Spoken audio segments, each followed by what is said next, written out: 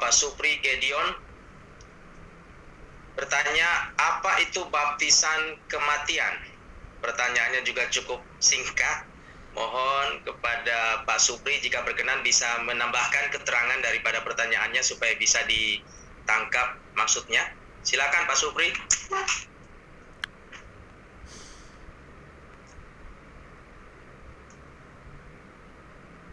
Apakah ada Pak Supri? Ya, Pak Jo mau menanggapi atau kita skip? Nah, oke, saya share screen ya, saya share screen. Mungkin ini yang ditanyanya. Ini kelihatan nggak? Ya, kelihatan Pak. Ya. Jadi mungkin yang ditanyakan di sini ya. Dengan demikian kita telah dikuburkan bersama-sama dengan Dia oleh baptisan dalam kematian. Itu pertanyaannya maksudnya ya. Nah, ini dia nih, saudara-saudara dikasih Tuhan ya, supaya saudara-saudara juga tahu. Saudara tahu kan, sempat beberapa waktu yang lalu, beberapa tahun yang lalu ada orang memperdebatkan lah, baptisan itu dipercik atau diselam. Dipercik atau diselam ya. Nah, salah satu argumen bagi orang-orang yang membaptis dengan selam itu adalah dari ayat ini. Yaitu apa? Bahwa kita namanya baptis itu kan dibaptiskan dalam air, oleh air, itu kan artinya terjadi perubahan. Bukan terjadi perubahan. Menjadi manusia baru, ciptaan baru. Harus mati dulu kan? Manusia lamanya harus mati. Mati itu apa? Dikuburkan mati itu. Dikuburkan, setelah dikuburkan baru dia bangkit.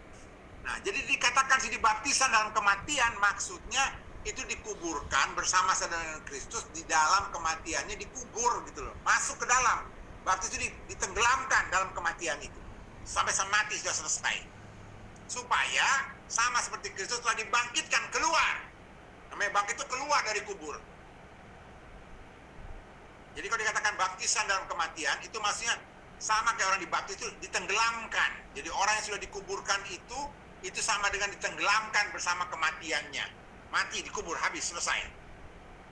Udah selesai itu, gak muncul-muncul lagi. Nanti yang muncul, dibangkitkan, itu yang baru.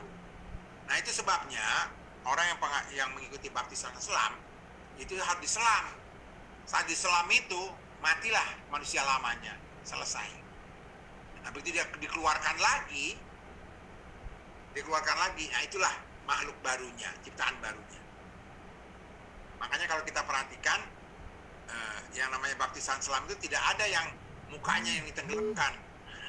Selalu mukanya yang di atas kan, mukanya di atas, kepalanya diturunkan begini. Karena orang yang dikuburkan orang dikuburkan nggak tengkurap gitu kan. Orang dikuburkan begini, tergeletak gitu ya, kepalanya ke atas gitu kan.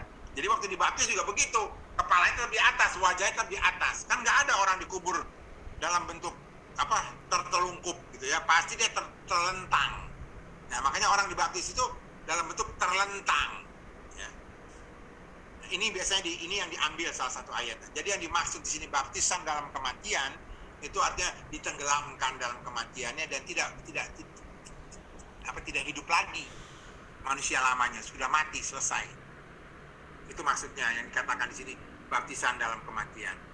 Dengan demikian kita telah dikuburkan bersama-sama dengan Kristus oleh baptisan dalam kematian.